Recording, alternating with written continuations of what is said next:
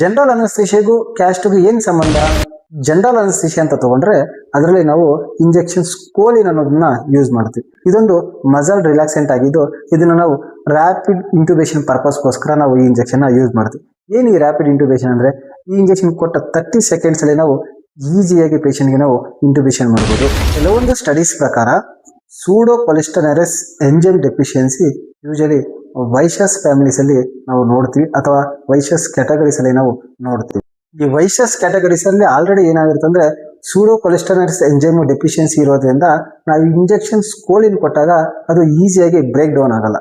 So ಆ ಥರ break down ಆಗದೆ ಇರೋದ್ರಿಂದ ಏನಾಗುತ್ತೆ ಅಂದ್ರೆ ಮತ್ತೆ ಅದು ಇಂಜೆಕ್ಷನ್ ಏನಾಗುತ್ತೆ ಅಂದ್ರೆ ಬೇಗ ಆಕ್ಟ್ ಆಗಲ್ಲ. ಅಂದ್ರೆ ಉಸಿರಾಟದ ತೊಂದರೆ ಆಗ್ಬೋದು ಅಥವಾ ಪೇಷಂಟ್ಗೆ ವೆಂಟಿಲೇಟರ್ ಹೋಗುವಂತಹ ಚಾನ್ಸಸ್ ತುಂಬಾ ಇರುತ್ತೆ. ಮತ್ತೆ ಪೇಷಂಟ್ ಬೇಗ ಎಚ್ಚರ ಆಗಲ್ಲ. ಅಂತಹ ಸಿಚುವೇಶನ್ ಬರೋದ್ರಿಂದ ನಾವು ಇಂಜೆಕ್ಷನ್ ಸ್ಕೋಲಿನ ವೈಷಸ್ಗೆ ಅಥವಾ ವೈಷಸ್ ಕ್ಯಾಸ್ಟ್ಗೆ ಯೂಸ್ ಮಾಡಲ್ಲ.